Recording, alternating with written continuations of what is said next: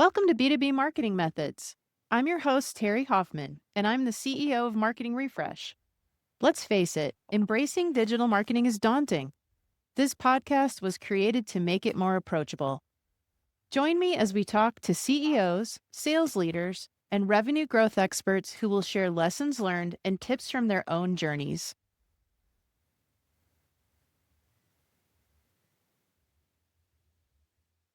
So, welcome today to another episode of B2B Marketing Methods. I am here with my guest today. His name is Matthew Breman.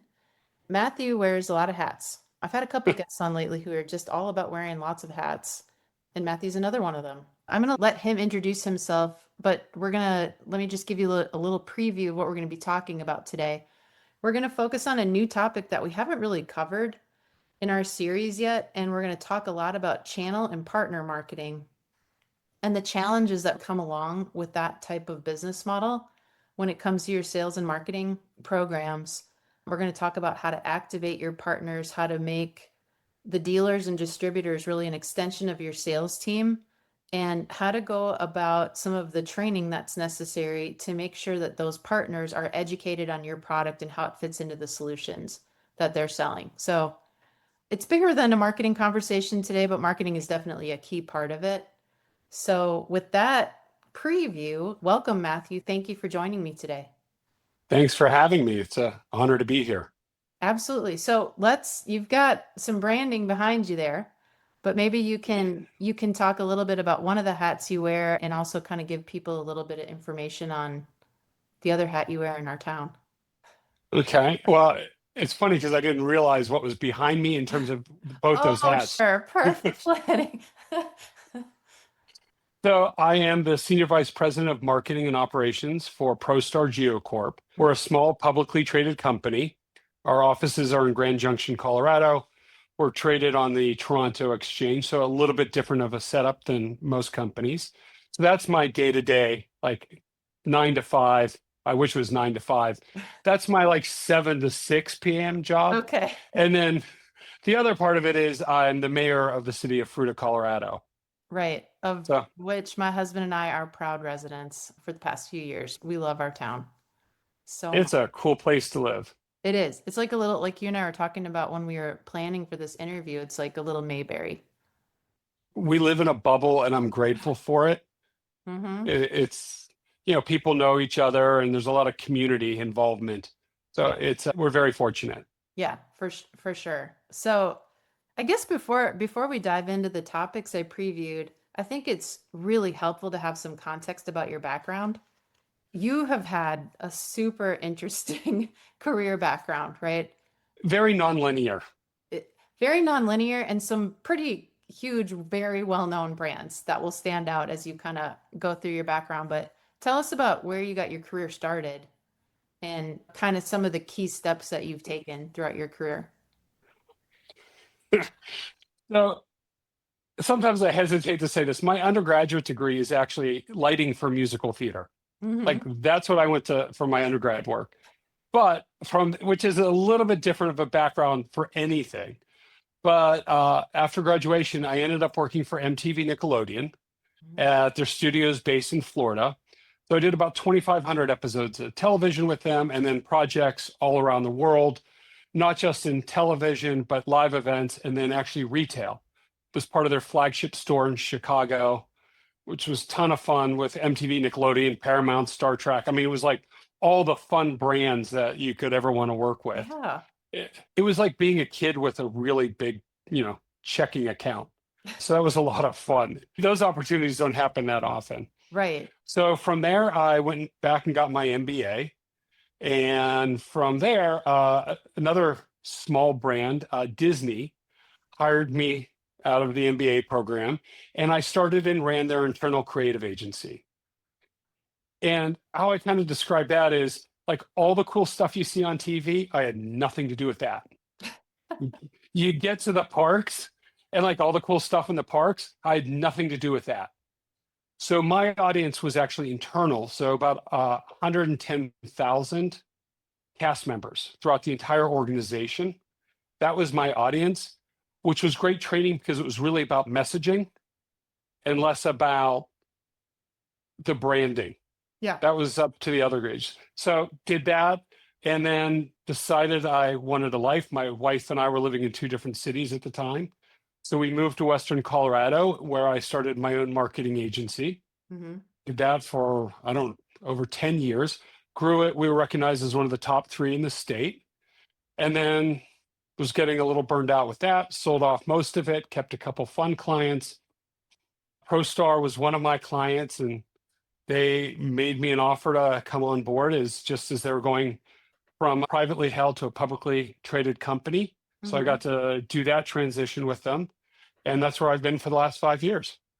Wow. Yeah, to say it's been a diverse, interesting path is like, you can't say that clearly enough, right? I think what's interesting too is you just very quickly recapped so many different types of audiences and audience types and ways to reach out to people. But like you and I were talking about when we were planning for this discussion, it's at the end of the day, it's like the message and being clear about your message is just a key fundamental, no matter who Um, you're marketing to or who you're entertaining, because you've got a mixture of those things in your background, right? yeah, you call it, know your audience, know your ICP, Yeah. Yep. Yeah. So tell us a little bit about what is PointMan, what is ProStar, what do you do? So we are a software development company, Mm-hmm. and we play in the geospatial world. So our product is called PointMan. It works on any mobile device, Android, iOS, and there's also the desktop side of it. What we allow you to do is connect your phone to a precision GPS receiver or an electromagnetic locate device and locate buried utility down to the centimeter with centimeter accuracy. Okay. So, and the problem that we solve is in the United States, there's about 500,000 utility line strikes every year, which is about one every minute of every working day. And that puts people at risk. It puts the environment at risk. It puts business at risk. I mean, there's so many factors of things that can go wrong. We've seen pictures of homes exploding because of gas leaks. That's what we prevent. And we do it at an unbelievable price.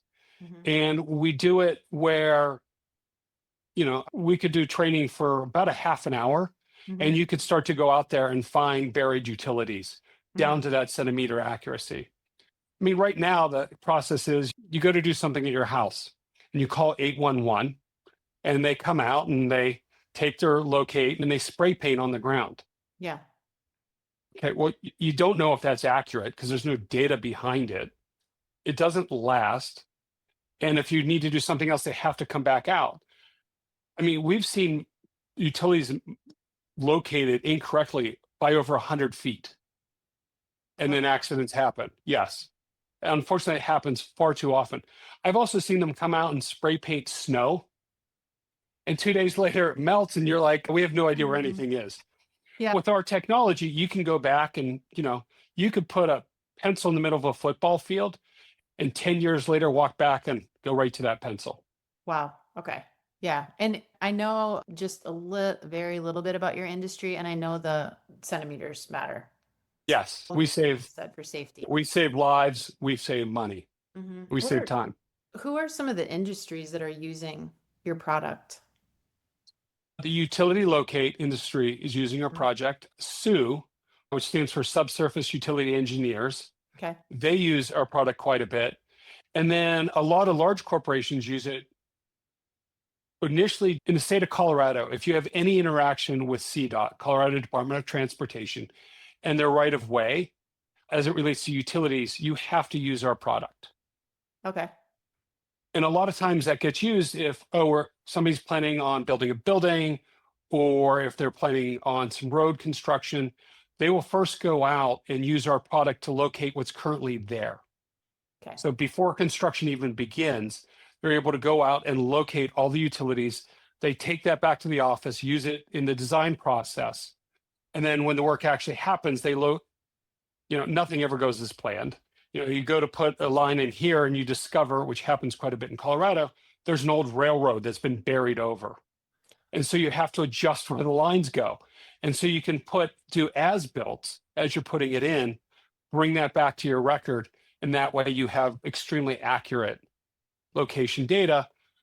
So 10 years down the road, if something needs to happen, you know exactly where stuff is. And it's a spaghetti. I mean, it's a I bet. spaghetti of stuff under the ground. You have water, you have fiber, you have sewer, electrical, you have all this stuff at different layers. And you look at some pictures and they're literally laying on top of each other. Yeah. Well, so in order to bring your product to market, you really lean pretty heavily on your channel partners, right? Yes, we've had a shift. Originally, we're just selling our software and then leaving it up to the end user to Okay. figure out how it all works together, Okay. which as a startup, sometimes you have to do, and we had to do it. But what we figured out was we had two issues. One, scalability on that, doing it that way is very difficult. The scalability, part of that's because of onboarding and training. It's much harder to do everybody as a one-off. And we couldn't grow our sales team fast enough and support it with that model. So then we shifted and looked at who's actually using our product. And like I said, they're using high precision GPS units or they're using EM locate tools. Well, they already are selling to our clients, and our software enhances their product. So we did a shift and started talking to the hardware manufacturers and saying, listen, we can be really good partners on this. Our product doesn't work without yours, and we make your product work so much better and bring that much more value. So we started reaching out to the hardware manufacturers, going through that process to get them on board and see the value of what we do. Yeah. Now, those hardware partners have different sales models within their organization. Some of them mostly do direct sales, but the majority of them have distributors that they sell their product through. So it sounds like you ran into a challenge with going to market with that channel partner strategy. Yes, at first, the hardware manufacturers like, this is great. We get it. We agree. It's a great partnership. We enhance each other's products. We can help each other with sales. Yeah. That was really the easy part. Figuring out the finances between the two organizations was the easy part. The hard part was great. We've signed this agreement. Now we got to figure out how to sell it. Yeah. And then, so we're looking at the distributors and we're like, here you go, here's our product. And they're looking back at us going, okay, what are we supposed to do with this? And, what's in it for us and why should we care? Yeah. So tell me about how you've started to work through that. How do you navigate that challenge? So low hanging fruit. At first, we looked for the larger dealerships or distributors. And I use those words interchangeably. We started looking at them and saying, okay, and started having those conversations with the leadership teams there. They got it. They understood the value of it. But then it was also like going, okay, leadership at the distributor level gets it. How do we actually get the boots on the ground to get it? Which is key. And which is absolutely key. And for us, it was, they know their audience. They know who they're already selling to. They know the repeat customers. They have those relationships. And now we're trying to, slide into those conversations and help them move our product. And there's some resistance to it because they've been successful selling hardware. Yeah. And they didn't necessarily at first understand the value of adding our software to it. Or they're like, oh, we already have this other piece of software that we sell. So we're good. We're good. Like, we're making our numbers, we're making our quota, we're good. Which isn't, and so it's like, it's not even a lazy reaction, right? That's a very true human being reaction. We're all, if there's no big reason or driver to change, why are you asking me to change? Exactly. Right. Yeah. So how did you respond to that? So it's the with them. What's in it for me? We spent some time looking at how they get paid, how they make their money, what motivates them. Mm-hmm. And then starting to do the mind shift of how they become more valuable to their clients. And it was the shift of you shouldn't be selling just hardware. You need to sell a solution. Right. And by offering a solution, your product becomes more valuable. You're actually able to sell more of your product because you're not just selling a piece of the pie or the piece of the solution. You're giving them the whole package. And you can tell them when you walk out the door with your hardware, it's going to work and do what you need to do. And it's Right. going to work for your team. They don't have to go back and now, great, I have this piece of hardware. How do I make it work within the system? And then you're also going to get all these support calls. Like, I thought you said it could do this and it doesn't. And so some of that was also a trade-off. It's like, this is maybe not the best example, but if you're watching Netflix and it doesn't work properly, you get ticked off at Netflix. You don't get ticked off at your internet provider. Or the TV. Like, Right. whoever made my TV isn't getting a bad Right. call from me. Yeah. Exactly. So by partnering with us, when something doesn't go right, we actually get those phone calls. The distributors, it eases up their their need to support their clients as well. Got it. So coming back to messaging, you kind of talked about your sales model as a startup and then how that shifted as you started to think about scaling and focusing more on a channel strategy. How did your messaging about like who you are and what you do and your value proposition, did you have to consider changing that at that point? Yes and no. Mm-hmm. We're not going to change who we are and what we do and how we, what's important to us, but we had to adapt that message for them Mm-hmm. because it's no longer just PointMan coming in. It's me. Like, we had to give them the verbiage, the messages, and the marketing material to say, hey, I'm part of this organization and this is part of the solution. Right. Yeah. So our portion of that's still the same, but it had to dovetail into who they were and how they talk to their clients. So for me, it was kind of hard not to control, let's say, the graphics. Like, no, that's not how we do things. We still have to keep our brand standards, but sometimes you look at stuff and you're like, that's not quite how I would have laid it out. But the distributors, what they're doing has been successful for them. And we couldn't come in and say, nope, change everything. Right. Our reality is they know their audience, they know what they're looking for, and they know how to sell to them. So we had to adjust how we gave our message and kind of hand it over to them to let them kind of modify it a little bit to fit who they're talking to. Yeah. I want to see if I'm right here. It sounds like you also had to create a message and probably like a whole release program to get the salespeople excited about making this part of their solution. So it's like you had to consider them as an audience.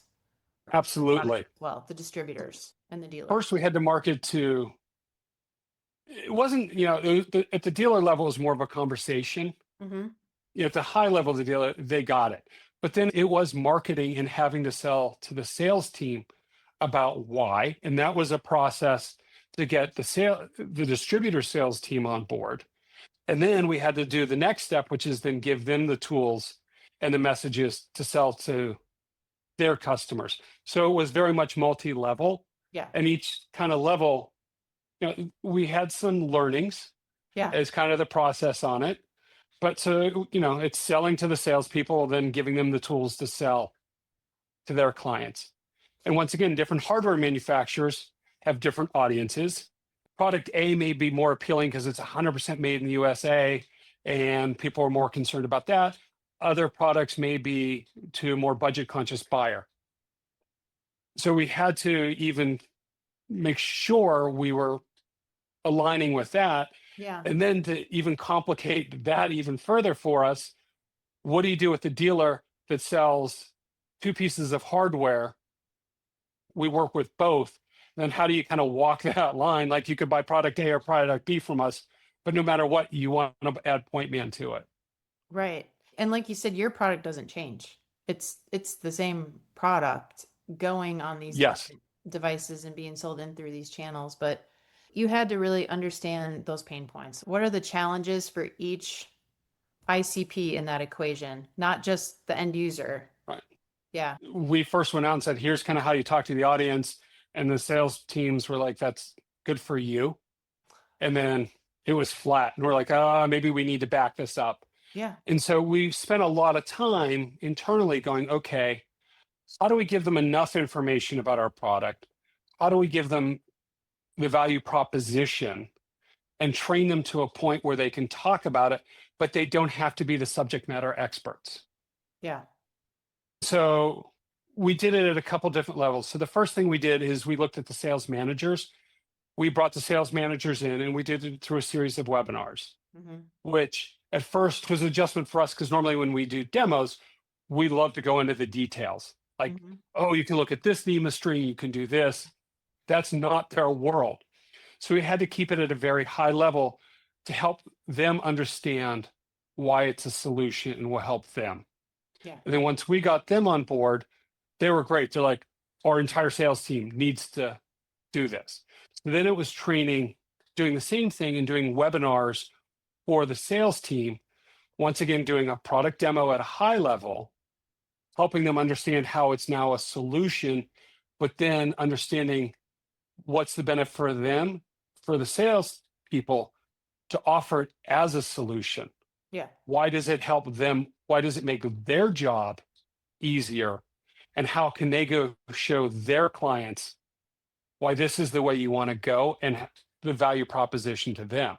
Well, so what you're just as a marketer listening to you, I'm like, he saw each one of those people as a different ICP and thought about the journey that they're going through, right? And what they want to hear at different points in building that relationship with your brand evolves. Like something at the beginning and then it evolves as they learn more. And you didn't just try to dump that all on them at once. Or maybe you did and then you learned. Yeah. In all honesty, we did kind of try to dump it all at once. As you know, as a marketer, the hardest time sometimes is to talk about yourself because you know everything and you want to just like I know my product, I love my product, boom, and you want to discuss everything. Part of the job as marketing is like, okay, no, let's figure out what the key points are, what the key messages are for your audience. You know, once again, we like to talk about all the features. Yeah. Make sure we're switching it to them to understand the benefits. Yeah. And at those different levels, they all have different benefits. Exactly. And sometimes you only know what's too much by giving too much and then having to figure out what needs to be pulled back. If you give too little, you can't even get the engagement to get that feedback that you need. Finding those champions, like when you start it, it's always finding like that one or two people that just get it. Yeah. Like from the minute they see it, they're like, oh, I totally understand why we want this product and why our clients want it. And then you spend some extra time with those champions, you handhold them a little bit more, because what you find is they're the ones within their organizations which will help you the whole way through. Okay. Wow. That's okay. I love that. Always like, if you can find the early adopters within the organization, they can make your life so much easier. Yeah. So I guess what's interesting to me about the whole conversation we're having is if you don't have those like stakeholders identified and know who each one of your ICPs are and understand what their pain points are and understand what messages are going to resonate and who your champions are and how to motivate them, it's just such a tried and true practice and method that it doesn't matter what you're selling or what you're doing. You have to have that part figured out first, or you could waste a lot of time and money out in the market. Yes.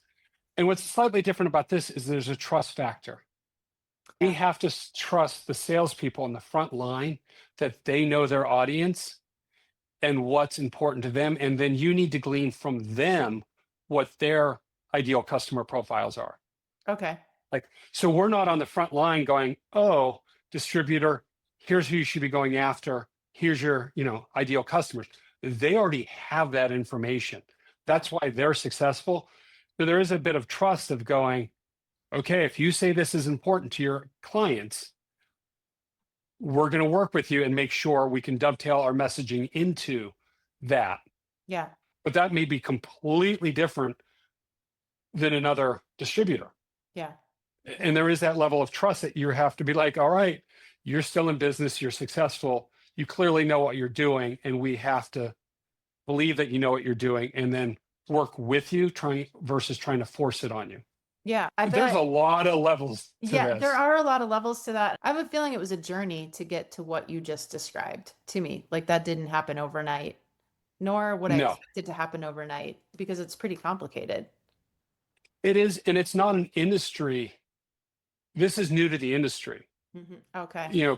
Precision locating is fairly new. And this type of technology is new to the industry.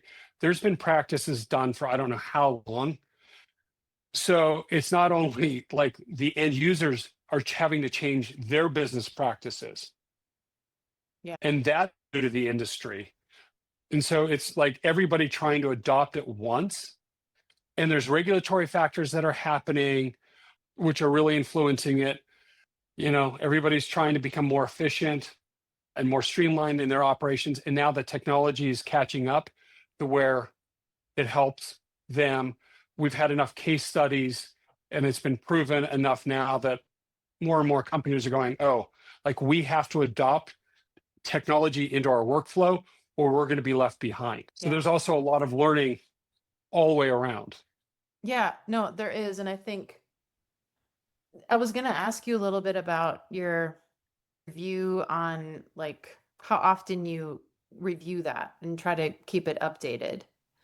Specifically the part about your channel strategy. Like are you going back to those salespeople who know their industry and asking them if conditions have changed? I mean, AI is a major influence. The way people's awareness about GIS location technology has to be growing and changing. So does that impact how your message is evolving?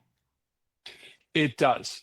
So, once again, like anything with marketing, some of it's, you look at the data, and with our backend systems, we can track who has what licenses. And when we're working with dealers, we know the serial numbers. So we know what's coming from where. Okay. And so you can look at those trends and be like, why isn't this growing as fast as we had hoped it would be? Are there technical issues? Are there messaging issues? And it's having those conversations. Yeah. And really making sure. And then it's also sometimes we get feedback. We're like, oh, we didn't realize this was necessarily a concern, which we've never talked about. So we now have to go back and go, okay, how do we discuss this? Yeah. How do we internally make sure it's accurate? And then the other challenge is, even for us, the technology is changing so quickly. And you brought up AI and how AI is also coming into the geospatial industry at a level that you wouldn't necessarily expect. There's companies out there that from satellite and from public information on social media are able to get a rough estimate where buried utilities are without ever sending somebody out into the field. Wow. Now, is it accurate? Yeah. No. But for use example, you have an open field. If you need to locate the utilities, it's nice to be able to say, okay, using AI, here's where we think they should be. And it gives you a place to start versus a massive blank canvas that you have to figure out. Yeah. And so, okay, great. Once again, as we look at solutions, people are like, well, wait a second, aren't you concerned that that's going to take away from your market? And it's no, just the opposite. It actually helps us. Yeah. But understanding, once again, it's switching from that hardware and then very siloed approach to saying, okay, we're here to provide solutions. Yeah. And depending on what your challenge is, there's lots of different pieces and parts that can plug into that solution. Our great advantage is we're the integrator of all those different solutions. I would have to think the more people get accustomed to being able to realize there are ways to locate those utilities, their need for accuracy probably changes throughout a project. And it also would be vastly different based on like me as a homeowner versus an engineer in the field who's looking to put a civil diagram together for a highway expansion. Yeah. Real different needs. And Oh, very much so. but just that I mean, awareness, like, oh, I can find that information, the more that becomes kind of a universal known, I would see that helping your product for the people that need it to be within a centimeter. yes, that is critical. So, like two different examples. Our project was used, or our software was used on the I-70 project in Denver, which was one of the largest projects that had, in terms of utilities, that had to be moved. Okay. And part of that project, there was a fiber line, and I trying to think, it's for one of the exchanges. Now, I think it was NASDAQ. The fiber line goes right along the highway, and like the penalty for hitting that is like $500,000 a minute. I mean, it's just, I don't know if that's the actual number, but it's extraordinarily high if you disrupt that fiber line. So on that project, having that centimeter accuracy was so critical to them. Yeah. And being able to identify it and then have anybody that's out working on that project being able to hold up their phone and going, oh, there's a fiber line here. Let's really be careful of what we're doing here. Right. Yeah, which is a huge, I mean, that alone on that project was just was such a savings for them. So you have that, and that's a financial motivator for the end users of why they want to do it. And even then, the construction company isn't the one doing the locating, they're the ones hiring the locators. So the end construction company has to also see the value because they ultimately end up paying for it. Okay. So there's that value proposition. But then there's also, once again, depending on the market, and we have states now looking at, as a homeowner, you call 811 because you're going to put up a fence. They come out, they mark it, they put spray paint on the ground. Great, that spray paint is gone. There's another project coming up. You call 811. They have to go back and do all that work again and figure out what's on your property. And that costs them money versus going, oh, we've already located that piece of property. We have all the data already. No need to send somebody back out in the field. We've got it. Right. It's a different business model, different proposition to the business in terms of their saving and the value to them. Yeah, and different level of risk for sure, but still a big deal to that particular homeowner if something goes wrong, and probably all the neighbors on that street. Yes. So does your business still have its own sales team, or do you lean just on your channel partners? And how has that evolved? No, we still have our own sales team. Okay. And there's a couple of reasons. First of all, we work internationally. I mean, our product works anywhere in the world. There's some challenges with that. And so we have, one person that's, has the worst hours because they're always on the phone with Australia. Okay. I feel kind of sorry for them, but it's just, there's the time zone differences. And so there's that. And we don't have those relationships with the distributors in other countries. So that's one reason. And then we also have people call us direct. They find about our product online. They have information, they want more information. And there's people that have legacy products that aren't going to a dealer looking for new hardware. Yeah. That still want our software. So we work with them as well. Okay. And then we have larger organizations that come to us and go, help us think about this. Like before we even start talking about the hardware, let's talk about our needs and how you fit into it as the software. So we deal directly with them. And then sometimes we'll bring the hardware manufacturers behind us, which they love. Yeah. Oh, I bet. So we try to make it that win-win. Yeah.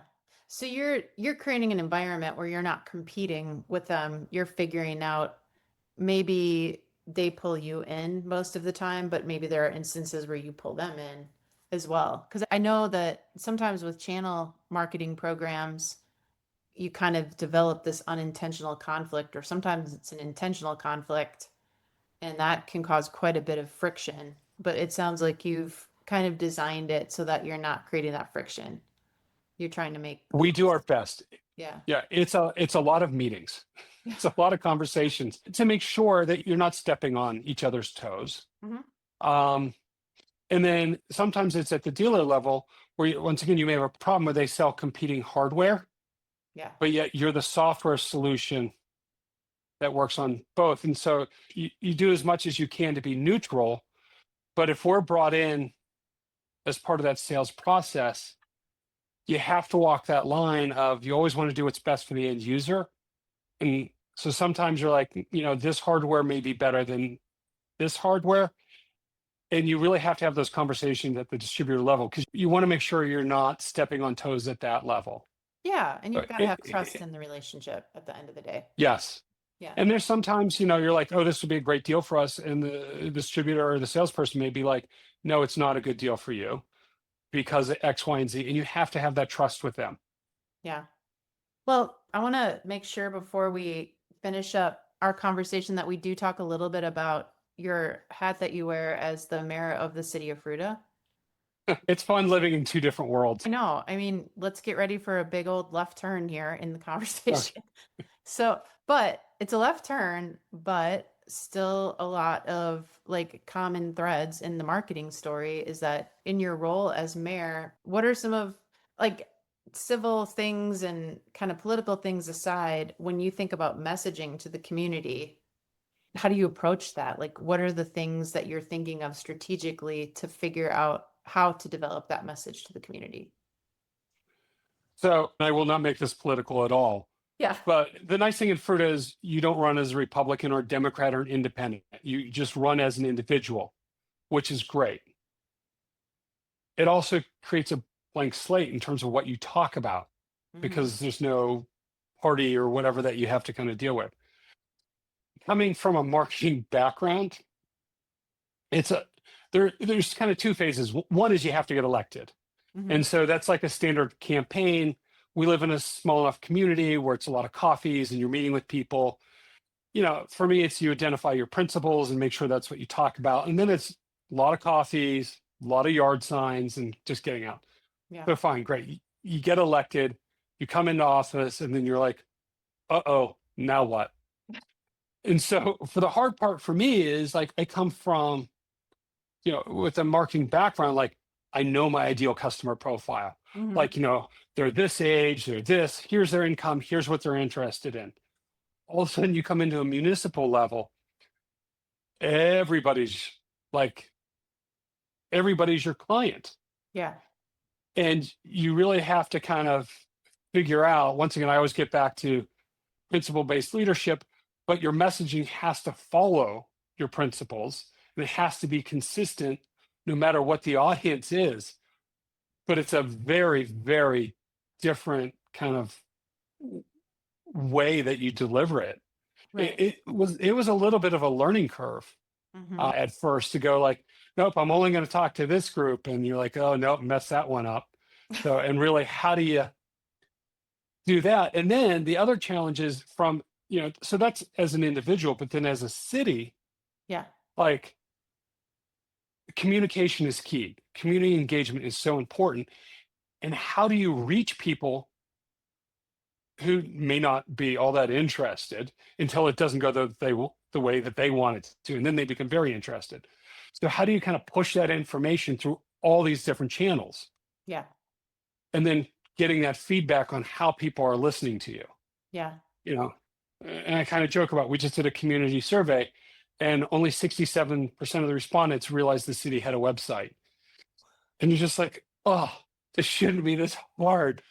But, but fair enough. Yeah. We do mailings to every house, once a quarter. Like, how much outreach can you do to all the different communities? Yeah. To make sure that they know what's going on, make sure that their voice is heard. And it feels sometimes very scattered and shotgun approach, but you just got to hit as many of those groups as you can. Yeah. And it's a very different way to think. I'm sure it is.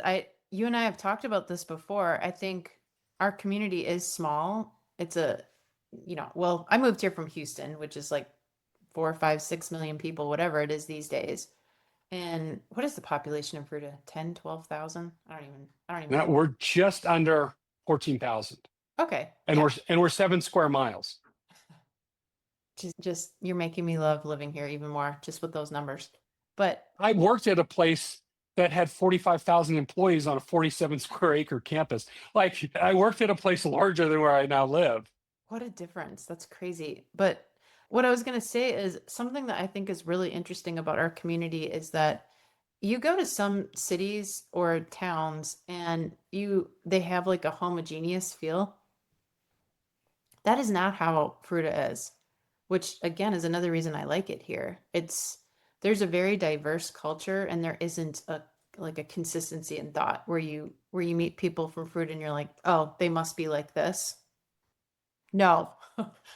That isn't how There, Fruita is. Um, no, and yeah. there is a little bit of secret sauce in how that, I mean, that didn't happen by accident. Yeah. And I would love to take credit for it. I can't take any credit for it because this is stuff that takes decades to build. Mhm. Yeah. But that But makes it what you, harder to message and communicate because there is this kind of very wide variety of things people are looking for and trying to find that common ground. I'm sure is you want to pretty know part of the challenging. secret sauce? Yeah. So part of the secret sauce is there's like 5, 7% of any community that's highly engaged. Yeah. I mean, that's just kind of the way it works. And you see them at all the same events and they're kind of always showing up. What works well for Fruita is we have boards and commission, and some of those are through our charter, and some of them are be designed by council as an important area. And those boards and commissions are very diverse in terms of livability. Hmm. That's a whole separate group, which focuses a lot on the senior population within the community. We have a arts and council, highly, highly involved. So we have all these, boards and commissions that are out there, and those all attract that 5% within their community. Okay. But then we do a lot of time and effort. Matter of fact, we have one of these tomorrow night where we get all the boards and commissions together for a meeting to talk about what they're doing to educate each other, because we know they go back to their individual communities and discuss it there. It's Okay. once again, it's finding those advocates within each one of those communities that can help push that message. So you talked about this before. You look at our Thursday night concerts Hmm. that we do in the summer. Every group is there. It's Every group. bananas. It's crazy. It really It's is. so much fun. Yeah. And that's because all those different kind of boards and commissions are out in their community talking about it and bring them all together in that one big space. Yeah.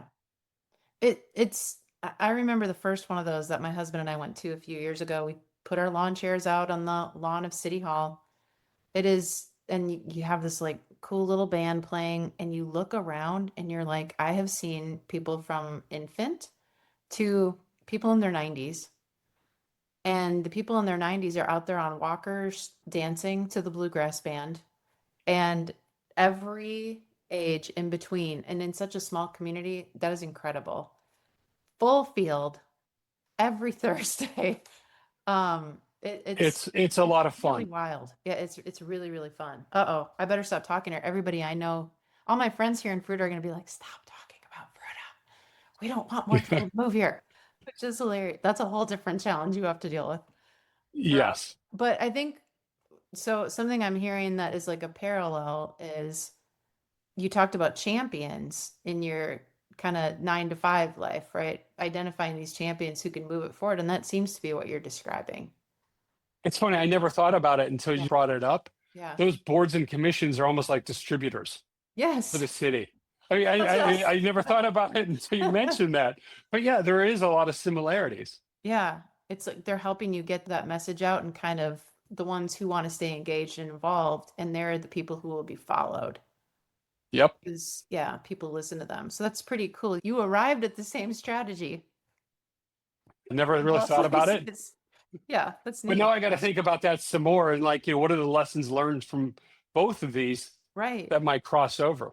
Yeah, that could be pretty interesting. I bet if you think back to your Disney days, probably a lot of similarities with that huge employee base that you had to market to. Yes. Yeah. They were broken. The sections were different in terms of how they were identified, but very much so because you had senior level all the way down to front line. And then part of my responsibility was also because our audience was the cast member and we looked at casting, which is their outreach for hiring group. We're like, they're just not our cast members yet, so we should help market to them as well. So we had the whole gamut. Oh Yeah, my we did the gosh. college program. Yeah. How do you get 16,000 interns a year? Well, I have a brother-in-law who was a cast member. He went to the University of Florida, and that's must be how you found him was through that program. Mm-hmm. Yep. That's pretty funny. Wow. I learned a lot in this conversation. So I really appreciate it. I think we've got a lot of good nuggets. I know there are listeners of our program who are in a space where channel marketing is really important.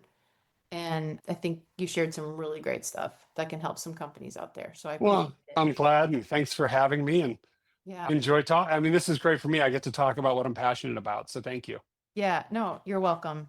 Thanks again. If people would like to connect with you, what's the best way, I guess, for them to do that?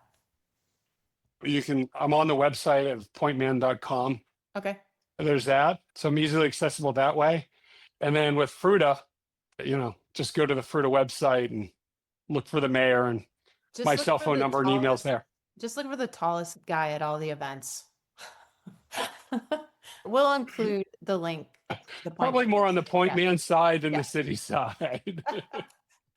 We'll include that in the show notes. And I encourage you to reach out to Matthew if you've got questions about anything, or with me for the same.